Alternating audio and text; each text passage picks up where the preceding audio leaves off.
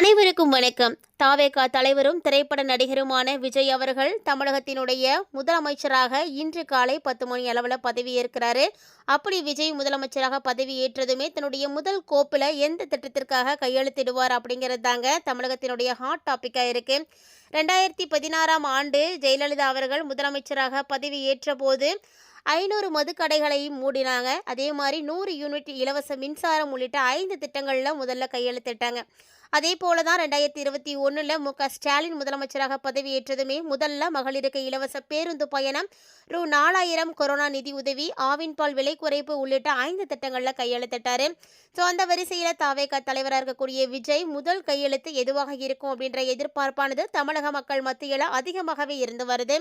தாவேகாவினுடைய இந்த மாபெரும் வெற்றிக்கு பெண்களுடைய வாக்குகள் அப்படிங்கிறது முக்கிய காரணமாக இருக்கிறதுனால அவர்களை கவரக்கூடிய விதமான அறிவிப்பு தான் முதல்ல திட்டமாக இருக்கும் அப்படின்னு எதிர்பார்க்கப்படுது. ஸோ இந்த முறை பார்த்தீங்கன்னா குடும்ப தலைவர்களுக்காக மாதம் 2500 ரூபாய் நிதி உதவி வழங்கக்கூடிய திட்டத்தில் தான் விஜய் அவர்கள் முதல்ல கையெழுத்திடுவார், அல்லது திருமணத்திற்கு 1 சவரன் தங்கம் மற்றும் பட்டுச்சேலை வழங்கக்கூடிய திட்டத்தில் தான் கையெழுத்திடுவார் அப்படின்னு எதிர்பார்க்கப்படுது. விஜயனுடைய முதல் கையெழுத்து பெண்கள் மற்றும் தமிழக ஏழை குடும்பங்களுடைய வாழ்வாதாரத்தை உயர்த்தக்கூடிய வகையில் இருக்கும் என்பதில் அவருடைய கட்சி நிர்வாகிகள் உறுதியாக இருக்கிறாங்க. ஸோ பதவியேற்பு விழா முடிந்த பிறகு முடிந்த கையோட கோட்டைக்கு போகக்கூடிய விஜய் போட போக முதல் கையெழுத்து எதுவாக இருக்கும் அப்படின்றத பார்க்கறதுக்காக ஒட்டுமொத்த தமிழகமே அவளோட காத்துட்ருக்குங்க. தமிழகத்தினுடைய புதிய முதலமைச்சராக பொறுப்பேற்கக்கூடிய திரு விஜய் அவர்களுக்கு வாழ்த்துக்களானது குவிந்து கொண்டிருக்குன்னே சொல்லலாங்க. ஸோ எல்லா தரப்புல இருந்தும் வாழ்த்துக்களானது வந்துட்டு இருக்கு.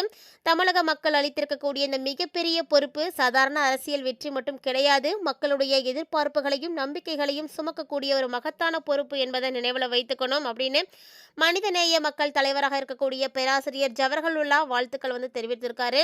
அதாவது தமிழக அரசியல் களமானது ஒரு வரலாற்று சிறப்புமிக்க மாற்றத்தை பார்த்துருக்கு அப்படின்னும், நடக்க முடியாத இருக்கக்கூடிய விஷயங்களையும் நடத்தி காட்டியிருக்கு அப்படின்னும் சொல்லணும்.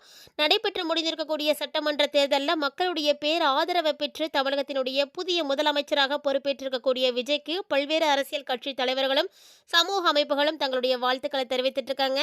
இந்த சூழ்நிலையில மனித நேயத்தையும் சமூக நீதியையும் முன்னிறுத்தி செயல்படக்கூடிய மனித நேய மக்கள் கட்சியினுடைய தலைவராக இருக்கக்கூடிய பேராசிரியர் எம்.ஹெச். ஜவஹர்லால் புதிய அரசுக்கு தன்னுடைய வாழ்த்துக்களையும் அதே போல் நிறைய ஆலோசனைகளையும் முன்வைக்கக்கூடிய வகையில் நிறைய கருத்துக்களையும் சொல்லியிருக்காரு.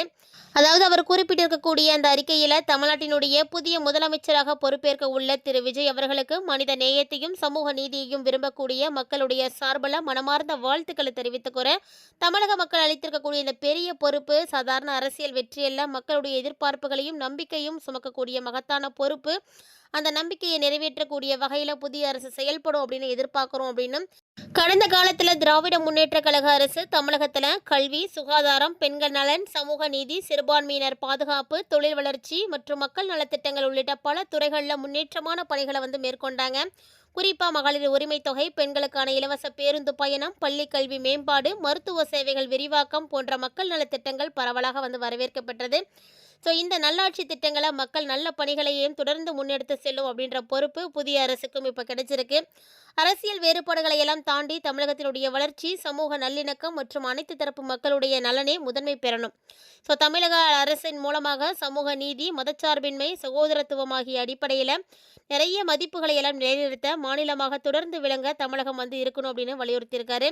புதிய முதலமைச்சராக இருக்கக்கூடிய திரு விஜய் அவர்கள் தலைமையிலான அரசு மக்கள் எதிர்பார்ப்புகளை நிறைவேற்றி தமிழகத்தை மேலும் முன்னேற்ற பாதையில் கொண்டு போகணும் அப்படின்னு இறைவனை பிரார்த்திக்கிறேன் அப்படின்னு தெரிவித்திருக்காரு. அதாவது மகளிருடைய நலனுக்காக மேம்படுத்தப்பட்ட மகளிர் உரிமை தொகை மற்றும் இலவச பஸ் பேருந்து பயணம் இது எல்லாமே கண்டிப்பா தொடரணும் அப்படின்னு ஜவஹர்லால் நச்சுன்னு சொல்லிட்டு போயிருக்காரு. இது குறித்து தமிழகத்தினுடைய புதிய அரசு என்ன மாதிரியான முடிவுகளை எடுக்க போகுது அப்படின்றதையும் பொறுத்திருந்து பார்க்கலாம். ஏன்னா தாவேகா தலைவர் விஜய் தேர்தலில் வெற்றி பெற்ற 4ஆம் தேதியிலிருந்து மிகுந்த மகிழ்ச்சியோடு இருந்துட்டு இருந்தாரு. ஆனால் அதுக்கப்புறமா விஜய் ஒவ்வொரு முறையுமே ஆளுநர் மாளிகையை விட்டு வெளியே வரும் பொழுதெல்லாம் கடுமையான அப்செட்டில் தான் வெளியே வந்திருக்காரு. ஆனால் நேற்றுக்கு பார்த்தீங்கன்னா ஆளுநரை பார்த்துட்டு வரும் பொழுது விஜய் முகத்தில் அவ்வளவு பெரிய மகிழ்ச்சி, பெரிய உற்சாகம் இதெல்லாமே நல்ல தெளிவாக தெரிஞ்சது. ஏன்னா காரோட பின்னாடி இருக்கையில் அமர்ந்து இருந்த விஜய் ஆளுநர் மாளிகை முன்பாக திரண்டிருந்தவங்களை எல்லாம் பார்த்து உற்சாகத்தோட கைகூப்பி வணக்கம் வச்சிருக்காரு. அதுக்கப்புறமா வழிநடுக்க இருக்கக்கூடிய மக்கள் வெள்ளத்திற்கும் நடுவே விஜயனுடைய கார் பார்த்தீங்கன்னா மெதுவாக தான் போயிருக்கு. ஸோ எல்லாருக்குமே விஜய் நன்றியை தெரிவிச்சிருக்காரு. அவங்களும் எல்லாரும் விஜயை நல்ல உற்சாகமாக வரவேற்றிருக்காங்க. இந்த தமிழக வெற்றிக் கழகம் தலைவர் விஜய் தேர்தல் முடிந்த நாள்ல இருந்து ஒரே டென்ஷனும் பரபரப்புமாகவே இருந்தார். தனிப்பெரும்பான்மை அவருக்கு கிடைக்காததால மேஜிக் என்னால் 118 எட்ட முடியாமல் விஜய் கடும் முயற்சிகளை வந்து எடுத்தாருன்னே சொல்லலாம். ஸோ மிகப்பெரிய லெவலில் மனதளவிலையும் பாதிப்புகளை அடைந்தார் அப்படின்றதும் உண்மையான ஒரு விஷயம்தான். அதற்கிடையில தான் காங்கிரஸ் கூட்டணி இணைந்த போதிலுமே கூட தீவிர முயற்சிக்கு பிறகு கம்யூனிஸ்ட் கட்சிகள் ஆதரவு அளித்தாங்க. அதுக்கப்புறம் ஒரு நாளுக்கு மேலாக தீவிர ஆலோசனை செய்து வந்த திருமாவளவன் விஜய்க்கு நேற்று மாலை 4 மணி அளவில் தான் ஆதரவு கொடுத்திருந்தாரு. ஸோ மே 4ஆம் தேதியில இருந்து இன்னைக்கு வரைக்கும் சரியாக 5 நாட்களுமே விஜய் பெரிய பரபரப்போடு தான் வந்து இருந்திருக்காரு. ஸோ இன்னைக்கு பார்த்தீங்கன்னா தேர்தல் ரிசல்ட் வெளியானதில் இருந்து இன்றைக்கி வரைக்குமே மிகப்பெரிய அளவில் நிறைய பிரச்சனைகளை எல்லாம் சந்தித்திருக்காருன்னே தான் சொல்லணும். தேர்தல் ரிசல்ட் நாளான அன்னைக்கு பார்த்திங்கன்னா மே மாதம் 4ஆம் தேதி விஜயனுடைய தாவேக்கா 108 தொகுதிகளில் வெற்றி பெற்றது என அறிவிக்கப்பட்டதுமே விஜய் எல்லையில்லாத மகிழ்ச்சியில் வந்து இருந்தார். அந்த சந்தோஷத்தை அவருடைய கண்கள்லே எல்லாராலையும் பார்க்க முடிந்ததுங்க. வெற்றி பெற்றுட்டோம் அப்படின்னு தெரிஞ்ச உடனேயே அவர் தன்னுடைய தந்தையான சந்திரசேகர் மற்றும் தாய் ஷோபாவை வீட்டுக்கு சென்று சந்தித்து வாழ்த்து பெற்றார். பின்னர் நேரடியாக தான் கல்லூரி படிப்பை முடித்த நுங்கம்பாக்கம் கல்லூரிக்கு சென்று தேர்தலில் வெற்றி பெற்றதற்கான சான்றிதழை வந்து பெற்றுக்கொண்டார். அதே போல் அங்கிருந்து வெளியே வரும்பொழுது விஜய் மிகுந்த உற்சாகத்தோட கண்ணில் அவ்வளவு பெரிய மகிழ்ச்சியோடு வெளியே வந்தாருங்க. வெற்றி சான்றிதழை நல்லா உயர்த்தி பிடிச்சு சந்தோஷமாக சிரிச்சுக்கிட்டே வந்து வெளியே வந்தார். அப்போ விஜய்க்கு முதல்வருக்கான பாதுகாப்புகள் கூட வழங்கப்பட்டது. வழிநடுகளும் இருந்த மக்களை பார்த்த அவர் புன்னகையோட கையசைத்தபடியே எல்லாருக்குமே வந்து நன்றி சொல்லிக்கிட்டே வெளியே வந்தார். அதுக்கு பிறகு பெரும்பான்மை கிடைக்காததாலும் ஆளுநர் அழைப்பு விடுக்காததாலும் விஜய் அப்படியே வந்து அமைதியாகிட்டார். ஒரு கட்டத்தில் ஆட்சி அமைக்க முடியுமா அப்படின்ற சந்தேகம் கூட விஜய்க்கு வந்துடுச்சு அப்படின்னே சொல்லணும். தற்போது அரசியல் வட்டாரத்தில் பல்வேறு விதமான தகவல்கள் கொடி கட்ட பறந்திருக்கு. அதிமுக திமுக கூட்டணி பொது வேட்பாளராக ஒருவரை முதல்வருக்கு முன்மொழி அப்படின்னு நிறைய கட்சிகள் எல்லாமே திட்டங்கள் போட்டாங்க. ஸோ இது எல்லாமே வந்து பரவலாக பரவிட்டு இருந்தாலுமே கூட தன்னுடைய விடாமுயற்சியும் நம்பிக்கையும் கைவிடாமல் இருந்த தாவேக தலைவர் விஜய் அவர்களுக்கு இப்போது மிகப்பெரிய அளவில் ஒரு மகிழ்ச்சியானது கிடைத்திருக்கு. அதாவது கைக்கு எட்டியது வாய்க்கு எட்டாமல் போய்விடுமோ என்ற பழமொழிக்கு ஏற்ப விஜயனுடைய தாவேக்கு கடந்த ஒரு சில தினங்களாக ஒரே சந்திப்புகள் ஆலோசனைகள் என பரபரப்பாக இருந்துட்டு இருந்தது.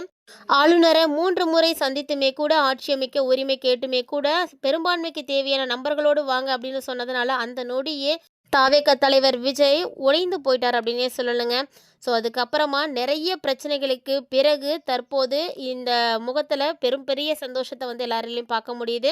தமிழகத்தினுடைய புதிய சிஎம்மாக பொறுப்பேற்கக்கூடிய தாவேக தலைவர் விஜய் அவர்கள் தமிழக மக்களுடைய எதிர்பார்ப்புகளையும் நம்பிக்கைகளையும் கண்டிப்பாக காப்பாற்றி கொடுப்பார் அப்படின்ற நம்பிக்கை எல்லாருக்கிட்டையும் இருக்குது. ஸோ மக்களும் பார்த்திங்கன்னா நிறைய பேர் வந்து பலரும் பல்வேறு விதமான விஷயங்களை எதிர்பார்த்துட்டு இருக்காங்க. ஸோ பொறுத்திருந்து பார்க்கலாம் தமிழகத்தினுடைய முதலமைச்சராக பதவியேற்கக்கூடிய விஜய் அவர்களுடைய மூவ் ஆனது எப்படி இருக்க போகுது அப்படின்றத. இது போன்ற அரசியல் சார்ந்த அப்டேட்ஸ் எல்லாம் உடனுக்குடன் தெரிஞ்சுக்கிறதுக்கு சேனலை சப்ஸ்கிரைப் பண்ணிவிட்டு ஃபாலோ பண்ணிக்கோங்க.